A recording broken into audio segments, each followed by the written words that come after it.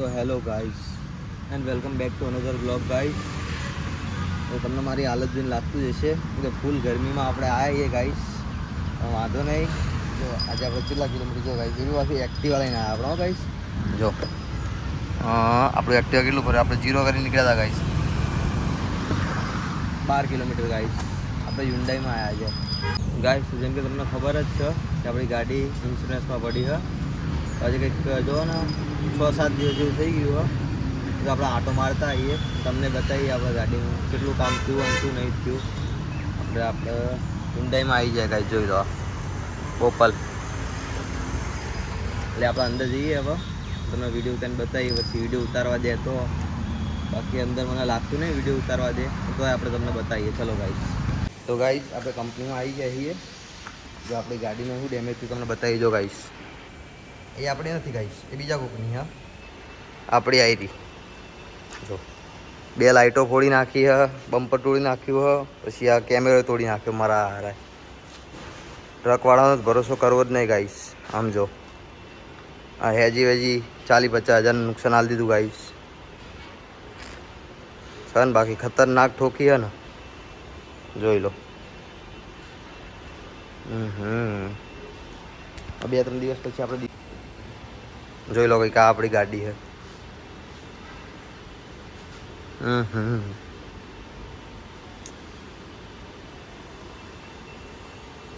જોઈ લો ધૂળ ખાય 5-6 દિવસથી મૂકી હોય એટલે હાય ગાઈસ હમું થઈ જાય. જોઈ લો. તો ગાઈસ આપણે કંપનીમાં જઈને આવતા રહ્યા છીએ. કંપની જઈને આવતા રહ્યા પાછા આપણે દવાખાને બી આવી ગયા છીએ. તો આવું ને આવું છે ગાઈસ. આપણે કંપની જઈને આવ્યા છીએ. અંદર તો આપણને વિડીયો ઉતારવા દીધો નહીં, તો આપણે જેટલો કરી શકીએ એટલો વિડીયો ઉતારીને મૂક્યો હવે આપણે ગાડી આવે ત્યાં પછી બીજું કંઈક નવું ચાલુ કરશું. તો સુધી તો આપણી જોડે ગાડી નહીં, એટલે ગાઈસ વાંધો નહીં, મળીએ આપણે બીજા બ્લોગમાં. ત્યાં સુધી ટાટા, બાય બાય ગાઈસ. તો હેલો ગાઈસ, હું આ 15 વખતના ગાઈ જાને ના પાડતો હતો. આ જબરદસ્તી મને ક્રિકેટ રમવા લઈને આવ્યા. અને આ જો રસ્તામાં વાવાઝોડું આવી ગયું ગાઈસ.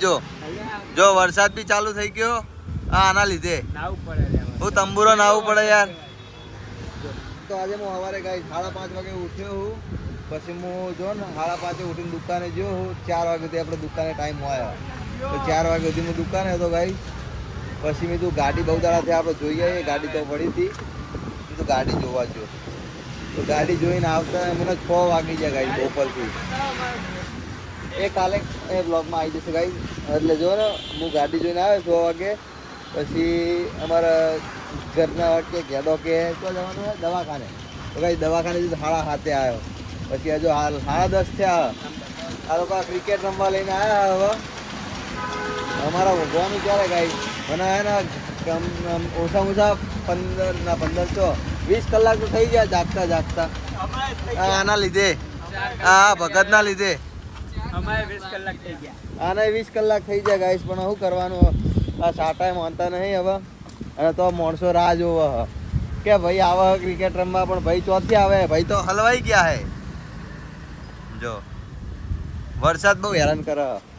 તો આપણે ગાઈસ બ્લોગ કન્ટિન્યુ કરીએ, પહોંચી શકીએ તો. બાકી અહીંયાથી ઘર વધારે સેટું નહીં.